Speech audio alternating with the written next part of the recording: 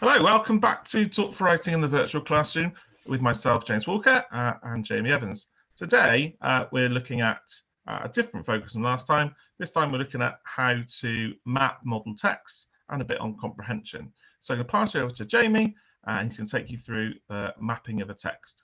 Yeah, so we thought we'd sort of start with some text mapping.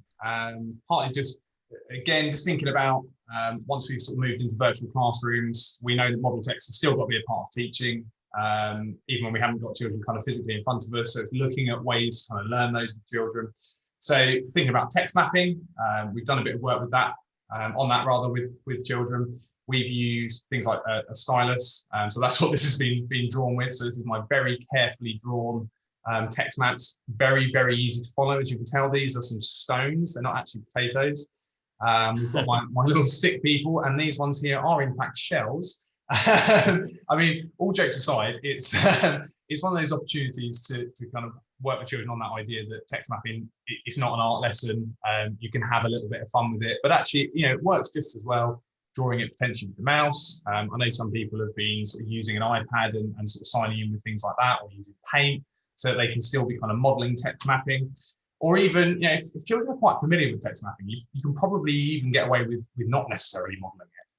Or at least modeling it live. So I've got a couple of examples here.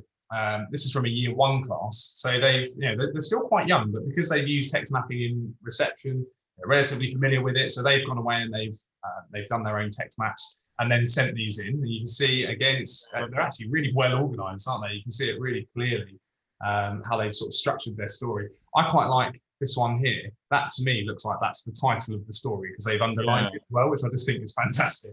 And I've got a couple of examples. These are from reception as well. So those children are not, they've only had really sort of 2 terms of text mapping. We don't have a nursery here. But I mean, this one on the left is fantastic, but check out this. So this has been sent in by a child and their parent.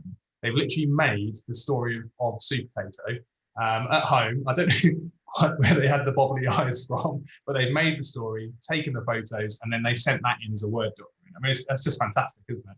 Yeah, and it's a nice engaging thing with parents, isn't it? So you can see obviously the child and the parent working together.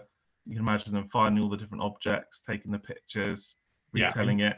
They've had great fun with this matter, haven't they? You can just tell. Yeah. And so we've had some lovely videos and then as well of children, retelling at home and sending that in, or doing it live, obviously with the teacher if they're able to. Yeah, audio recordings. Yeah, it all works really well. Wow. And one thing I've used is Loom. So if you go to the next slide, I think there's an example of just a short.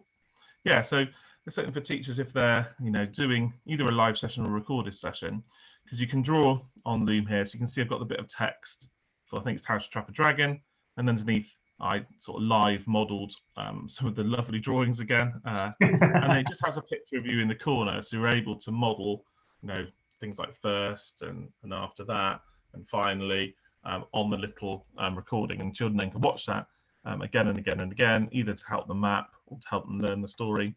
So that's if people haven't used that before, Loom is a good way of combining the sort of 3 things. You've got the text and the video and the drawing. That's quite nice. It's a recording as well, isn't it? Rather than being kind of live. So you've got that option that you can sort of stop it and redo it if it goes horribly wrong, maybe. And particularly if you're not feeling quite so confident about doing it on camera, particularly the first time. And I think a lot of people have sort of found that with virtual teaching. It is quite nerve-wracking the first time you're kind of doing it. That's quite a nice way to have that session prepared and ready to go, isn't it? Yeah, if it's just a little bit, so you could do that on one session, and the next day have another little recording, another little recording, gets more flow. Thanks for that, it's great.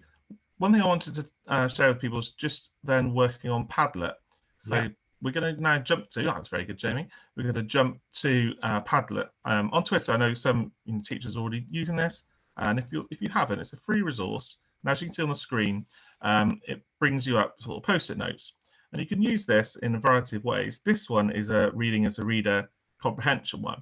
And you're able to put it in columns. So you can see here it's got the model text, the canal, that's from my warning story booklet on the left. And then you can work through with the children, asking them to pick out things like, effective phrases or vocabulary that's, new to them, or perhaps a bit of inference, what is there to say about some of the characters in the text, what can they tell about how they're acting, what they're saying, what they might do next. And then you can have predictions, so for the rest of the story or maybe the next day. And the advantage of this is children can have the link, sent to them, and they can come to it and add their thoughts, as well as seeing the other children's thoughts too. So it's really nice because it keeps popping up with different comments from the children. And I've seen classes where this happens, at school, at home at the same time. So in school, we're working on the comprehension, and children at home can join that Padlet and they can write in their comments. We've also seen that children actually, keener in some ways, so joining on this. So they haven't got to sort of wait their turn. Everyone can, join it at the same time.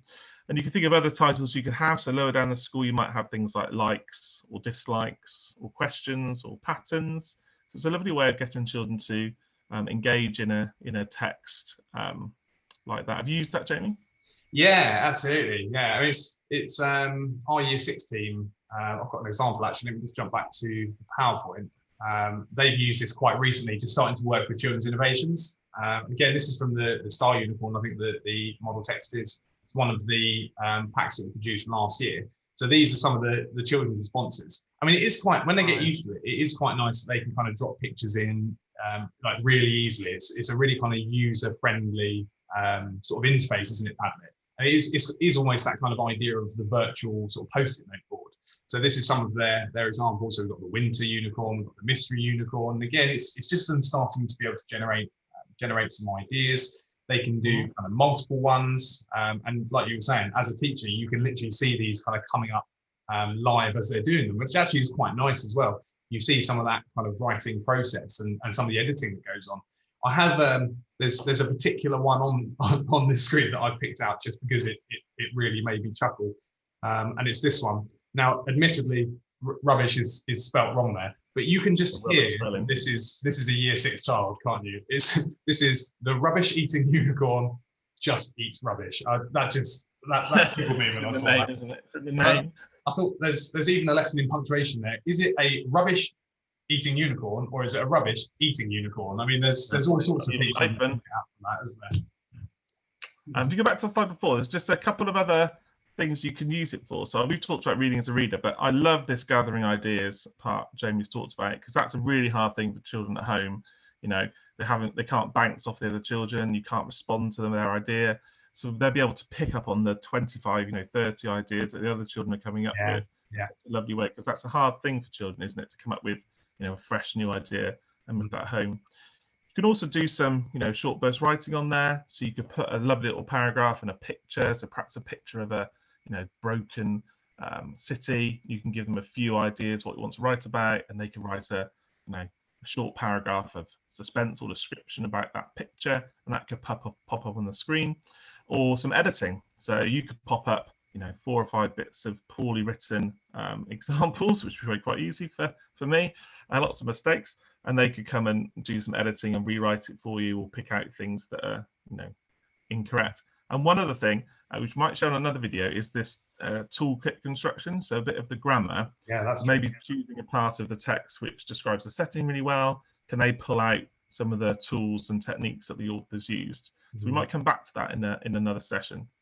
That's a good point, just on them seeing each other's responses as well, because if you're using something like a web chat in Zoom or whatever people are sort of using for a platform, children's responses get lost quite quickly, don't they? It sort of disappears up into the chat and you never really see it again. Whereas with something like Padlet, it's so visual, and you can sort of export it as a PDF if you want to, but actually just having it on that web page, you can really see kind of everyone's responses all in one place, can't you? Yeah, it's a really good point.